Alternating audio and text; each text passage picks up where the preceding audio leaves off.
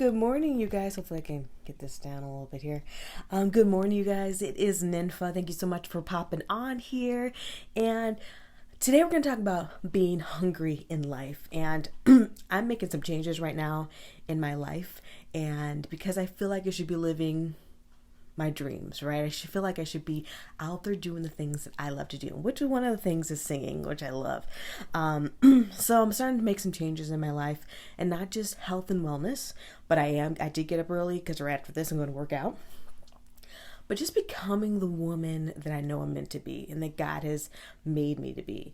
And it is more disciplined than I am right now, and it is more more integrity. When I say I'm going to do something, actually doing it, and all those things. So I thought the best book to start out with is, and I want to make sure you can read it to start this process, is called You've Got to Be Hungry from Les Brown.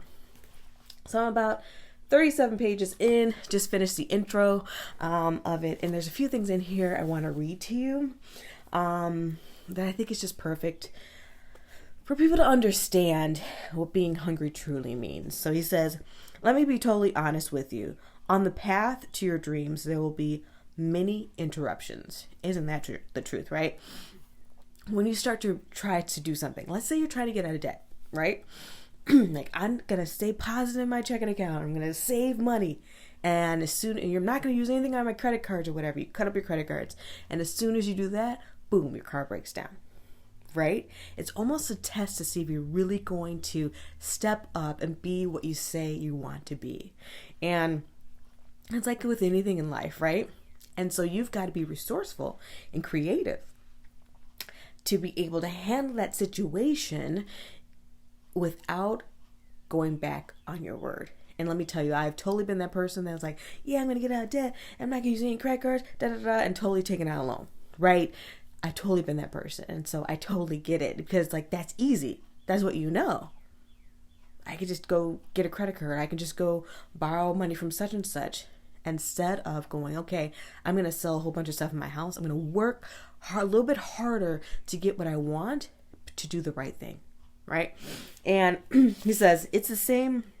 He says this: when you get on an airplane, the flight attendant announces that you must fasten your seatbelt in preparation for an inevitable turbulence. It is the same way with life. You must fasten your mental, emotional, and spiritual seat belts, because you will experience turbulence in your life. Ain't that the truth? The only way that you can break through the atmosphere is to reach higher altitudes by being hungry, right? So I think that's great. About stepping up, being uncomfortable. I'm making some changes also in my business, where I am, reaching out to more people, and I'm just looking to make better changes there. People that are seeking higher ground, people that are hungry, invest in themselves. Hungry people are willing to take the time to be still and shut the distractions of the world outside.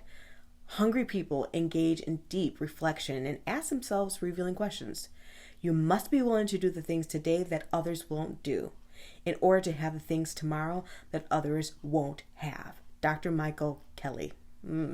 People that are hungry don't let life define them. They define themselves. I love that. So really, if you're going after some things,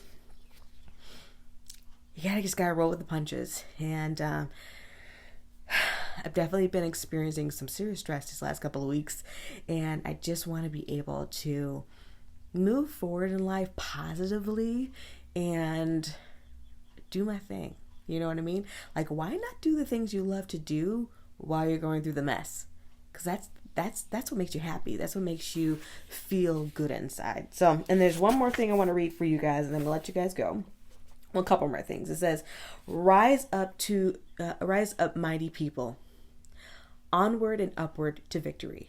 You have the greatness in you that is lying dormant, hunger, waiting to be called forth, waiting to inspire you to live a life that will outlive you. right? I love if you haven't watched the documentary of Michael Jordan and the Bulls, what is that one? I don't know, it's on ESPN. If you're in the US, you can't get it on Netflix unless you do VBS or something like that to get it on like a foreign country or whatever. So it's on ESPN. I think it's $5.99 a month. I think the first month is free. You can watch it in that time. It's like 10 hours. So good. But he was just so hungry to be the best. It's incredible. You got to watch that. Especially if you're a Bulls lover. During the time when they were just winning like no one else. It's such a good time. And the last thing here says, this is what hit him. He says, the reason why people are not achieving the things that they want to achieve, and why most people that are immigrants coming from another country with very little resources are able to achieve 3 to 4 times more than those living the American dream, than those actually live in America, is this. That's when it hit me. There are things that we have experienced in our past that are impacting our present and uncompromising our future due to the damaging mental conditioning we've been subjected to. Right? He says, by the age of 0 to 5, our brain soaks up everything in our environment. This includes circumstances and situations, that conversations we hear and people around us. And he just goes on and says that, a lot of us are experiencing, like we have here, like racism in the world. And if they're in a life where they don't have the most money or what have you, a lot of people and things around them are showing them that they can't have any more than what they already have. So therefore, by the time they turn 5, they already know, this is my life. It's not going to get any better. And so they need more than just, you can do it, rah, rah, rah. They need to be able to go into their imagination, which has not been filtered, really think and visualize what their life could really truly be, which is what I had to do myself. And then they can move forward to know that it can happen. So anyways, I love you guys. Take care of yourselves. If you want my notes and stuff that I'm taking on this book, just let us sister know. All you got to do is message me or DM me if you're watching this on Instagram, or if you're watching this on YouTube, just do a comment below and I'll get that out to you. Thank you guys so much, and I'll talk to you soon. Bye.